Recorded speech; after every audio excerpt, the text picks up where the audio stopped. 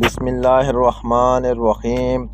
میدان عرفات میں حضرت محمد صلی اللہ علیہ وآلہ وسلم نے جو خطبہ حج دیا تھا، آئیے اس خطبے کے اہم نکات کو دہرا لیتے ہیں، کیونکہ ہمارے نبی نے کہا تھا میری ان باتوں کو دوسروں تک پہنچائیں۔ اے لوگو سنو، مجھے نہیں لگتا کہ اگلے سال میں تمہارے درمیان موجود ہوں گا۔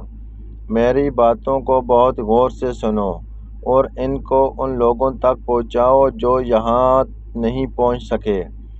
اے لوگوں، جس طرح یہ آج کا دن، یہ مہینہ، یہ جگہ عزت و حرمت والے ہیں، بالکل اسی طرح دوسرے مسلمانوں کی زندگی، عزت اور مال حرمت والے ہیں، اس کو چھیڑ نہیں سکتے۔ لوگوں کے مال اور امانتیں ان کو واپس کرو، کسی کو تنگ نہ کرو، کسی کا نقصان نہ کرو، تاکہ تم بھی محفوظ رہو۔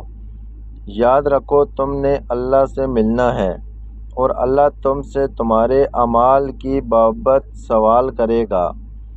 اللہ نے سود کو ختم کر دیا، اس لیے آج سے سارا سود ختم کر دو، معاف کر دو۔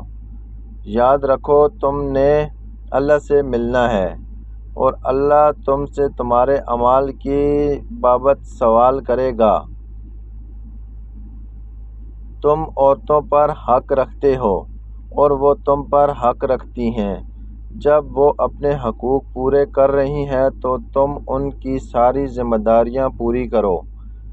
عورتوں کے بارے میں نرمی کا رویہ قائم رکھو، کیونکہ وہ تمہاری شراکت دار، پارٹنر اور بے لوث خدمت گزار رہتی ہیں۔